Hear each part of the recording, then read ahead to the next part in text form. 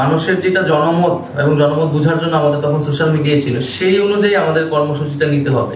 আমরা ফ্যাসিলিটেট করবো বেসিক্যালি আন্দোলনটা, বা কোঅর্ডিনেটর, এই শব্দটা সেখান থেকে আসছে। আমরা আন্দোলনটা লিড দিব না, আমরা আন্দোলনটাকে কোঅর্ডিনেট করবো, আমরা আন্দোলনটাকে সমন্বয় করবো। সারা বাংলাদেশে যে হচ্ছে বা সাধারণ মানুষ, তাদের ইমোশন, তাদের সেন্টিমেন্ট, সবকিছুকে আমরা কোঅর্ডিনেট করবো।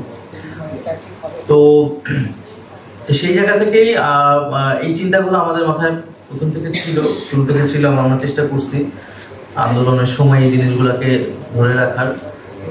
এবং যেমন 16 তারিখেই কিন্তু আমরা এটা বুঝতে পারছিলাম এই আন্দোলনটা সরকার বিরোধী একটা আন্দোলনের দিকেই যাবে, এবং যেতে হবে, নিয়ে যেতে হবে। কারণ এই সরকারের হাতে রক্তের দাগ লেগে গেছে।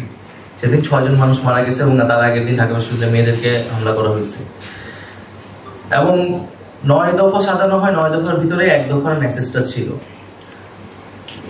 কিন্তু আমরা প্রথমেই 1 দফার দিকে যাইনি, কারণ আমরা জানি যে এই 1 দফার বা পুরো সরকার পতনের বিষয়টা জনগণের ভিতর থেকে আসতে হবে। মানুষ যখন চূড়ান্তভাবে সিদ্ধান্ত নিয়ে নেবে, আমরা তখন আনুষ্ঠানিক ঘোষণাটা দিব। এবং এইরকমটাই হয়েছিল। 3 তারিখ কিন্তু বৈষম্য বিরোধীর পক্ষ থেকে আনুষ্ঠানিক ঘোষণাটা দেওয়া হয়, কিন্তু তার আগে কিন্তু মানুষ সিদ্ধান্ত নিয়ে নিয়েছিল।